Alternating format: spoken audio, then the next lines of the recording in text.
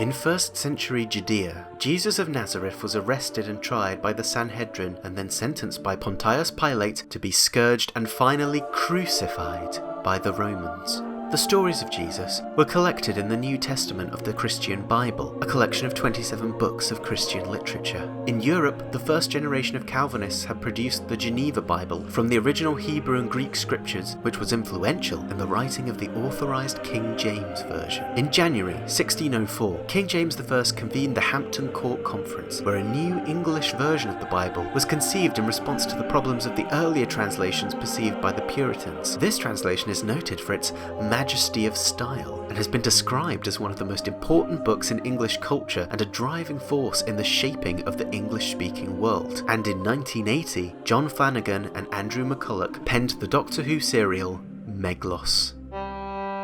Welcome to the Doctor Who Masterclass, the series in which we get to the deeper truths of Doctor Who. We start with two gathered factions arguing over the religious significance of technology. Next, we cut to the desert where these people happen.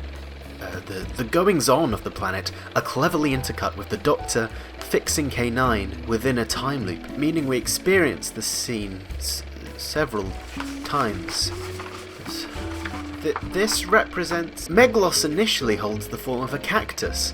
Cacti evoke the desert. The desert, Jesus was crucified. If you're over the age of 9 months old, then hopefully you'll be familiar with medium theory, popularised by Lance Frederick in his 1970 book, You're Reading It Wrong. Film is the illusion of motion, swimming with grain and sound and fake life. It's a magic trick. It's voyeuristic.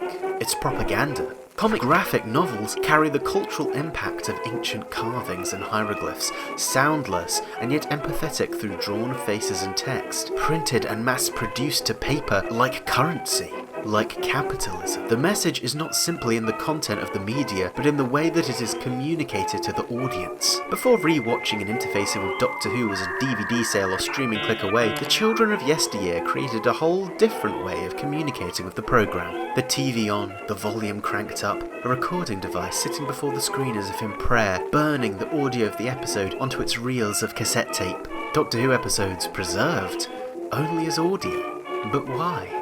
Why this fascination of transferring it to another medium? Was there perhaps another facet that was captured? A message in the medium of sound that the inclusion of the other senses was burying? Okay, this is interesting. Yes, there's a voice in the distance, a calling to dinner. It's the child's parent. It is the child's parent calling them in for dinner from the other room.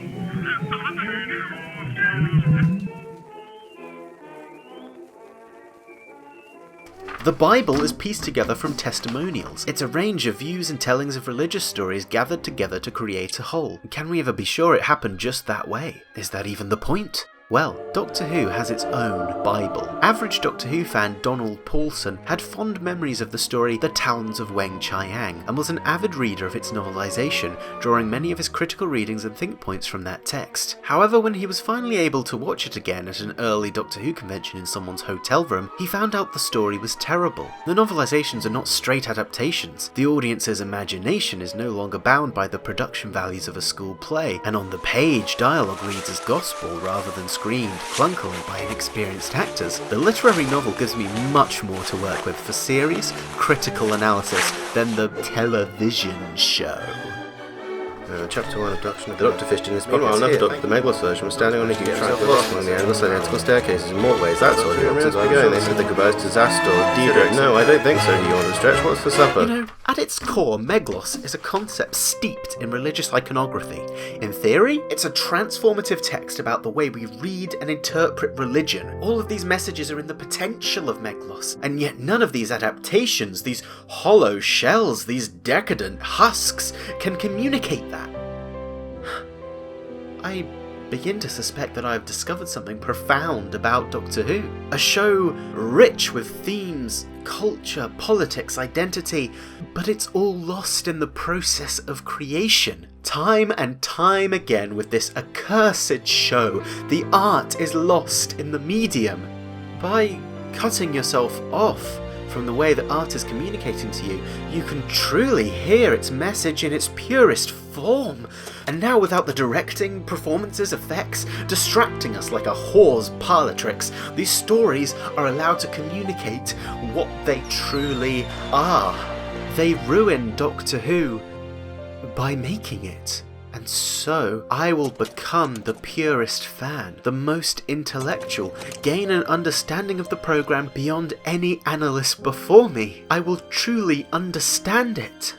The best way to watch Doctor Who is to not watch it.